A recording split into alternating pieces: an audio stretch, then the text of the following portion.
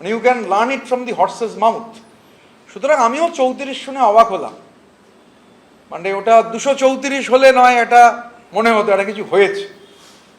আর পুরনো অভিজ্ঞতা, স্বর্গীয় তমনাশ ঘোষ, আমি ওই চত্বরে যেহেতু ছাত্র আন্দোলন করতাম, তমনাশ ঘোষের সঙ্গে আমার দীর্ঘ সময় আলাপ ছিল।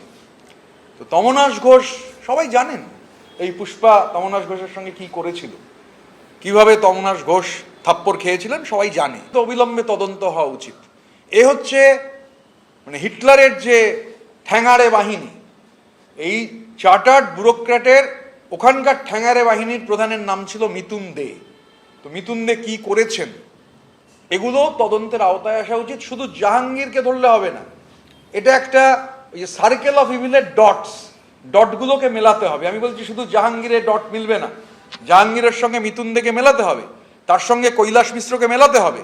এগুলো মেলাতে পারলেই তার ওপরে আবার সুমিত রায় অব্দি ডট যেতে হবে, তারপর চার্টার্ড ব্যুরোক্র্যাট অব্দি হলে একটা পরিপূর্ণ জ্যামিতিক নকশা বাংলার মানুষের সামনে ক্লিয়ার হয়ে যাবে।